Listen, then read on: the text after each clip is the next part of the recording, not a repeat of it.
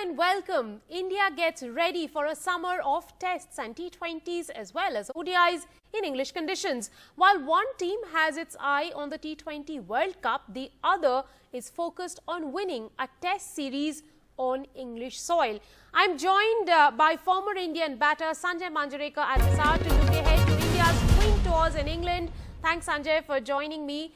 First, let's talk about the T20s. Hardik Pandya is leading the team for the first time. What is your assessment of Pandya, the captain, and do you think that we will see more of him leading India's limited overs side now?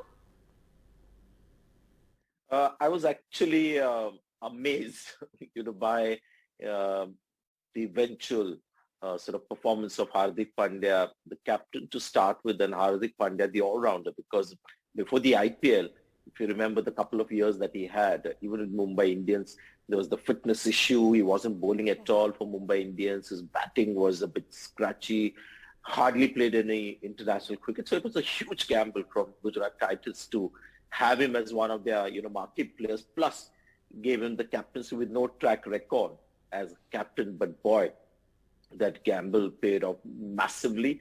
So, sometimes the same tactics can go wrong. Whatever you do works in one season, next season it will all go wrong. So, you don't know whether the tactics will work every time. That happens with all captains in a T20 format. But the fact that he looked like he was enjoying captaincy, he was so happy, relaxed.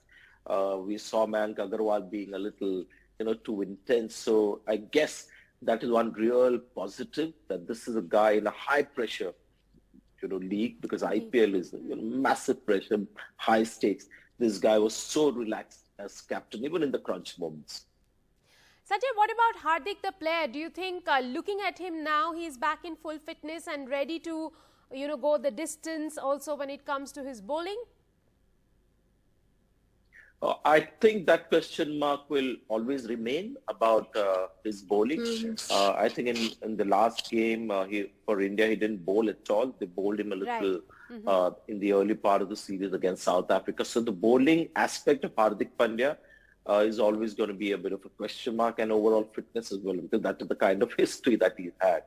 But when he's in full flow like he was in the IPL, you can see how much talent is packed into this guy.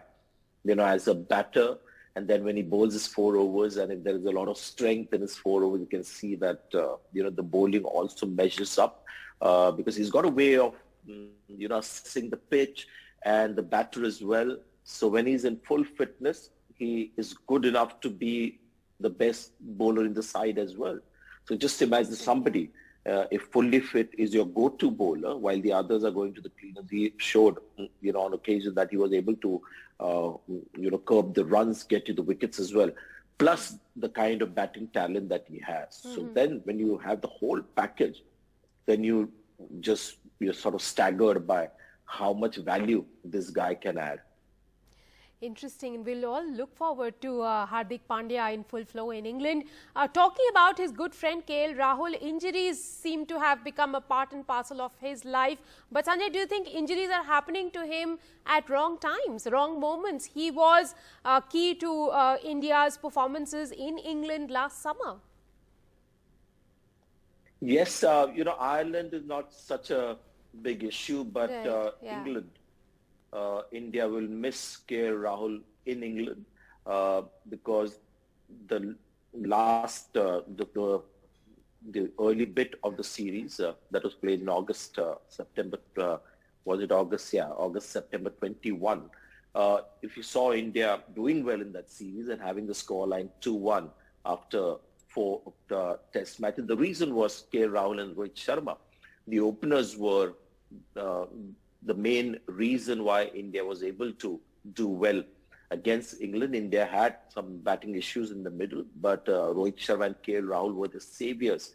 Rahul getting 100 at Lords as well. So him not being there for India in the test, that one test match, is a huge, huge setback because this is a guy that India was relying heavily on. Even in South Africa, he managed to get 100 at the top of the order.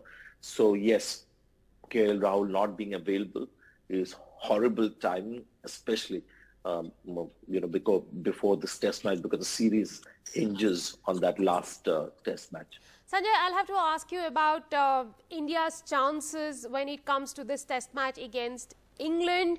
If they win this, they would have won the series. Now, last time around when they played England, it seemed that the home team meekly surrendered to India. But right now, under the leadership of Ben Stokes, they seem to have found a different energy. How much would you say are India's chances of winning against them right now? England is a better side now, and it's something Rahul Dravid also has alluded to. I think it's a better side than the one that India played last time round in the early bit of the series. There are three reasons for that. One is Ollie Pope is getting into his own. Joe Root is in the form of his life. Bear Stokes is that series against India when he had a quiet series, didn't quite really set the stage on fire. He's got 300s since then. That is a difference. And Ben Stokes is back. Right. And Ben Stokes has this very unique ability to make the contribution when it's a crunch moment. He's not somebody who will get you runs every test match or get wickets every innings. But come the big game like the last test against New Zealand when he got a 75 not out to win the game, that's where Ben Stokes comes into his own. So that little difference that a player makes in a team winning or losing, Ben Stokes is always right in the middle of that particular moment. So from that standpoint, India will know that they've got a slightly more strong England outfit this time in this one test. Sanjay, let me ask you, you mentioned about Ben Stokes. Like Ben Stokes, who can be the X factor from Indian side? Rishabh Pant. Okay. I know Rohit Sharma is there at the top. There's Virat Kohli, great batters. Pujara's defiance is all there. There's some, good bowling. Shami and Bumrah, they'll be all, game changers with the ball. But in his very short career, test career, Rishabh Pant has played 3 great test innings and in different conditions, different oppositions against the tide. Like Ben Stokes, if you've got to look at one player from India, he almost won India game in South Africa as well with that 100 that he got recently in South Africa. So Pant is the man. England have got Ben Stokes, India have got Rishabh Pant. It's an interesting assessment of the one who is going to be the X factor. Yes, he did score a 50 in the tour game, but Sanjay, he has been lackluster when it comes to his T20 form. He's not really he's not really set the stage on fire in the IPL. How confident are you of his red ball form being different from his white ball form? Yes, because the formats are different. And so far we've seen that Rishabh Pant has been a formidable test player. While he's been putting together all these exceptional performances at the test level, his white ball batting has not been quite up there. So there's a disconnection almost between his performance in white ball cricket versus red ball cricket. So this is a guy who has a completely different, impact that he makes in test cricket, goes about things very differently.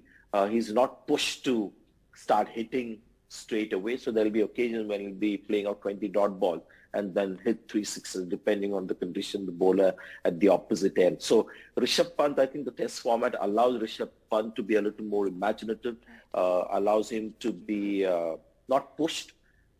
He can take his time and decide when he wants to hit and which is the moment to do it.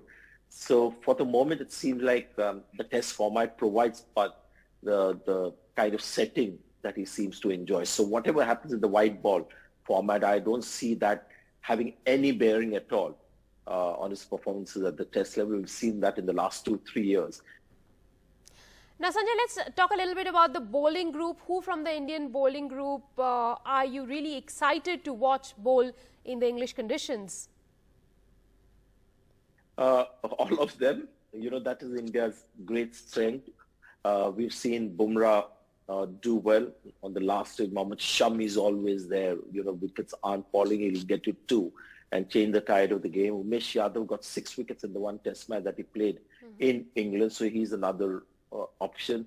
The Shardul Thakur seems like somebody who breaks partnerships, makes contributions with the bat as well. Very excited with Prasidh Krishna. He seems to be the perfect kind of replacement for Ishant Sharma. I'm not sure whether he'll get a game, but India have their stocks, pretty well loaded. There's also Mohammad Siraj. So yes, a lot of options to pick from. In fact, that's going to be a headache for Dravid and Rohit to pick the 3 or 4 seam bowlers for that test match. It is a happy headache to have for Rahul Dravid and his captain Rohit Sharma. Now coming back to the T20 series against Ireland, which of course is led by Hardik Pandya, how ideal do you think this series is to prepare for the T20 World Cup? I like the fact that the team management in that last series against South Africa in the 5 matches didn't change the playing 11. I thought that was a very unique way of using a series like this in preparation for the T20 World Cup. So the players that played in that team, in that playing 11, were guys that they had a very good look at.